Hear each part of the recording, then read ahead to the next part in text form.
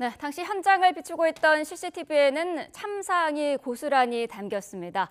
갑작스레 나타난 차량이 인도 위에 있던 보행자들 미처 피할 틈도 없이 희생이 됐는데요. 사고 당시 상황 전문가와 함께 살펴보겠습니다. 이호근 대덕대 미래자동차학과 교수 연결이 되어 있습니다. 교수님 나와 계시죠? 네, 안녕하세요. 네.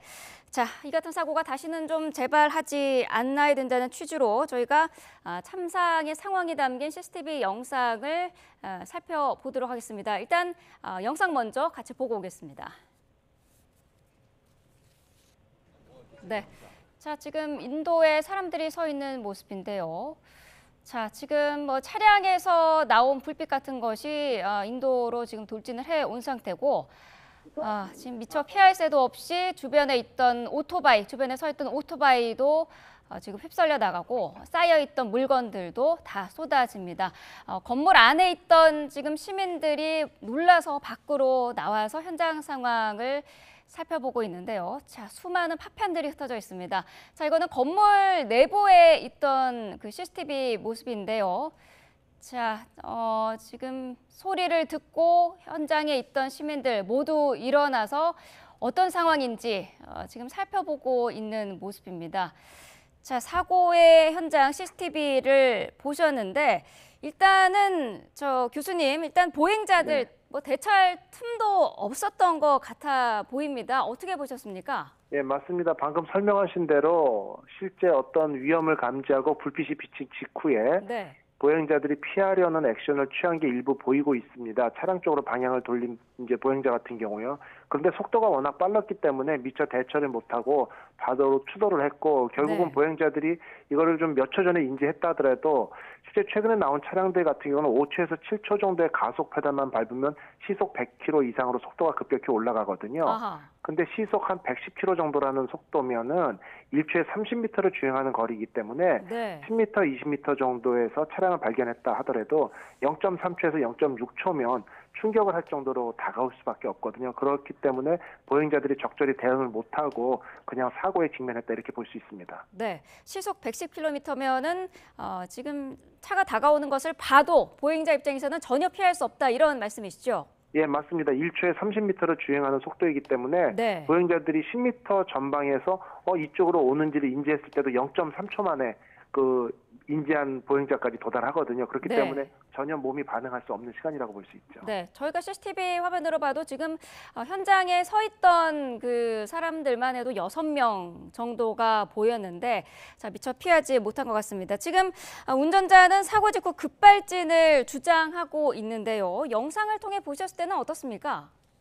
예, 일단은 영상에서 이제 붉은 브레이크 등이 들어왔는데 이것이 워낙 좀 프레임수도 낮고 또 야간이다 보니까 우리가 야간에 라이트를 점등을 하면서 미등이 켜진 건지 브레이크 등이 지속적으로 들어왔는지를 명확히 파악할 수 없거든요. 그렇기 때문에 주변 CCTV나 이런 걸 통해 가지고 보다 시작하는 시점부터 여러 영상을 분석을 해야 정확한 결론을 내릴 수 있지 않을까 이렇게 판단이 되고 지금 뭐 차량의 후미등이 붉은색을 보고 이거 브레이크를 밟았다라고 주장할 수도 있는데 그러기에는 다소 영상의 어떤 전체적인 데이터나 자료들이 좀 부족한 게 아닌가 이렇게 조심스럽게 점쳐봅니다. 아하, 네, 그렇군요.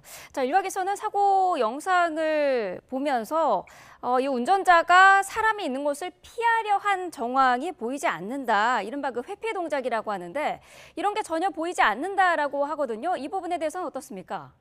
예, 이런 부분도 저도 좀 의아한데요. 왜냐하면은 사람들이 본능적으로 사고나 주변의 어떤 피해를 최소화하려는 움직임들이 있거든요. 그러다 보니까 이번과 같은 사태에서도 보행자들 가능한 한 피해서 도로하고 인도를 구분하는 가드레일 쪽으로 차량을 좀 몬다든지 아니면은 건물 외벽을 충돌한다든지 해서 피해를 최소화하고자 피하는 본능이 있는데 그렇지 않은 부분들이 좀 의아하고요. 그러다 보니까 뭐 사망자가 9명이 발생하고 전체 피해자가 13명이 될 정도로 사고가 커진 게 아닌가 보여지고요. 일단은 말씀하신 대로 영상 자료에서는 회피 동작을 찾기는 좀 어려운 상황이었다고 볼 수 있습니다. 자, 만약에 급발진이라면요. 차량을 운전자가 스스로 멈출 수는 없어도 방향 자체는 어느 정도 통제가 가능한 거 아닙니까? 예, 물론 이제 급발진이라는 가정하에요. 초창기에 속도가 높지 않을 때는 충분히 스티어링, 핸들 조작을 통해 가지고 방향을 조절할 수 있고 피할 수 있는데요. 실제 어느 정도 속도가 통제 불능한 상태까지 갔을 경우에는 전문 드라이버가 아닐 경우에 핸들을 조작했을 때도 차량이 제자리에서 회전을 한다든지 이렇게 스핀을 하면서 뭐 영화의 한 장면처럼 삥삥 도는 가능성도 배제할 수는 없거든요. 아하. 그렇기 때문에 어느 정도의 방향 조절이 가능은 합니다만 속도가 급격히 높아졌을 경우에는 통제 불능 상태에 빠질 수도 있기 때문에 모든 것들은 여러 가지 자료를 보고 최종 결정을 내려야 되지 않을까 이렇게 보고 있습니다. 지금 목격자 진술도 계속해서 나오고 있는 상황인데 좀 그 급발진의 일반적인 모습과는 달리 차량이 스스로 멈췄다 이런 이야기가 나오고 있거든요. 이 부분은 어떻게 보고 계시나요? 예, 맞습니다. 사고 현장을 목격한 일부 시민들에 의하면 급발진은 절대 아니었다고 얘기를 하면서 보통 급발진이라고 의심 사례들을 보면은 뭐 담벼락이나 건물이나 이런 부분에 마지막에 추돌을 하면서 반강제적으로 차량이 제동이 되고 멈추는 사고가 대부분이었거든요. 네. 그런데 마지막 영상을 보면은 브레이크 등이 들어오면서 차량이 정상적으로 제동이 됐다는 얘기죠. 물론 이런 부분들에 대해서 차량이 순간적으로 이슈에 이상이 있어가지고 급발진이 발생했다라고 하고 재현이 안 되면서 몇 초에 정상으로 돌아올 가능성도 있습니다만 네. 실제 주변 정황이나 여러 가지를 볼 때는 그렇지 않고 운전자의 착각일 가능성 쪽으로 좀 더 무게가 실리지 않나 이렇게 조심스럽게 점쳐봅니다. 네. 자, 9명이나 사망한 대형 사고인데 사망자가 이렇게 많았던 이유는 아무래도 속도 때문이었을까요? 어떻게 보시나요? 예, 맞습니다. 일단은 높은 속도가 가장 큰 문제였고요. 그다음에 그 시간대에 많은 사람들이 그 지역에 있을 수밖에 없는 사람들이 붐비는 지역이었고 거기다가 음식점이나 술집 앞 지역에서 어떤 인도 쪽에 많은 사람들이 나와 있는 시간대에 추돌을 했던 것이 가장 큰 원인으로 보여지기 때문에 네. 실제 뭐 일부한 승용차 대비 발생한 사건 중에서는 정말 최근에 들은 얘기 중에서 가장 많은 사망자가 발생한 게 아닌가 이렇게 보고 있습니다. 네. 자, 지금 해당 운전자의 직업이 버스 운전사로 알려지면서 사실 운전 미숙이나 부주의 가능성은 좀 낮지 않겠느냐 이런 분석도 있거든요. 어떻게 보시나요? 네, 맞습니다. 그 평소에 운전을 직업으로 갖고 계시고 일단은 음주는 절대 없었던 상황으로 볼 때는 차량의 이상 유무일 가능성도 분명히 존재합니다만 네. 제가 볼 때 이런 부분들도 좀 간과하진 않았으면 좋겠는 게 네. 우리가 오토 홀드라는 기능들이 있거든요. 그래서 그 신호대기 같은데 브레이크를 지속적으로 밟고 있을 때 발이 아프거나 발목의 피로도가 올라가는 걸 방지하기 위해서 오토 홀드 버튼을 눌러놓고는 브레이크에서 발을 떼서 발을 쉬는 경우들이 많아요. 그러다가 다시 어떤 동작을 위해 가지고 브레이크를 밟기 위해서 발을 앞으로 내밀면서 혹시 가속 페달이나 이런 것들을 착각하지 않을 가능성 이런 부분도 분명히 존재하거든요. 네. 그래서 일반 버스에서는 자주 사용하지 않는 각종 첨단 기능들이 오히려 익숙지 않은 경우에 어떤 오작동을 유발할 수 있는 범위도 우리가 좀 고려해야 되지 않을까 이렇게 보고 있습니다. 여기 한 가지 더 지금 얘기가 나오고 있는 게 운전자의 나이가 60대 후반이거든요. 네네. 고령 운전자의 범위 안에는 들어갑니다만 그렇다고 해서 인지 능력이라든지 그런 게 좀 많이 떨어지는 그런 나이는 아니다. 이런 분석에 대해서는 어떻게 생각하시나요? 네, 맞습니다. 우리가 65세 이상은 고령 운전자로 법적으로 분류는 하고 있습니다만 실제 개인의 건강관리나 어떤 직업에 따라서도 그 자동차를 운전하는 데 있어서 어떤 적성 여부나 안적성 여부는 큰 차이가 벌어지고 있거든요. 그렇기 네. 때문에 68세라는 나이 하나만 해가지고 뭐 고령 운전자 전체를 폄훼하는 어떤 이런 사회적인 시각이 펼쳐지는 것은 상당히 좀 불합리하다고 보여지고 우려를 많이 꾀하는 부분이고요. 네. 그래서 그 건강 이상설이나 이런 부분도 체크해볼 필요가 있고요.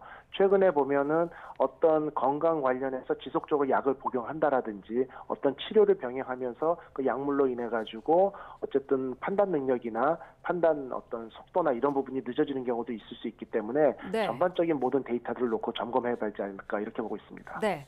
사실 이 급발진 여부는 입증이 쉽지 않은 걸로 알려져 있는데 조사까지 소요 시간이 얼마나 걸릴 것으로 예상이 되고요. 또 증거물인 지금 차량에서 어떤 부분을 좀 중점적으로 뜯어봐야 될까요? 예, 기본적으로 한 대략 뭐 0.15초에 8km 정도이기 때문에 한 30km 내외 정도의 어떤 급격한 속도 변화가 있을 때는 EDR의 모든 데이터들이 기록이 되고요. 그 상황에서 네. 에어백이 터지거나 보행자 보호 장치들이 전개됐을 경우에는 그 데이터들이 그대로 굳어서 이벤트에 저장이 되거든요. 결국 EDR 데이터 분석도 중요하고 주변의 블랙박스나 CCTV 영상 분석이 중요한데 보통 이런 사고 분석을 위해서는 경찰청 그리고 소방 그 다음에 마지막에 국가수의 어떤 조사를 거치기 때문에 이러한 모든 조사가 완료될 때까지는 빨라야 한 달 정도의 기간이 소요되고요. 그 이후에 차량의 이상 유무가 제작사 쪽으로 차량이 인도되면서 추가 조사까지 고려한다면 보통 2~3달 정도 걸리는 게 통상적이라고 볼 수 있습니다. 네, 알겠습니다. 자, 2~3달 정도 사고 원인을 파악하는 데 걸린다라고 전망을 해주셨습니다. 오늘 말씀 여기까지 듣도록 하겠습니다. 이호근 대덕대 미래자동차과 교수와 함께했습니다. 말씀 감사합니다, 교수님. 수고하셨습니다.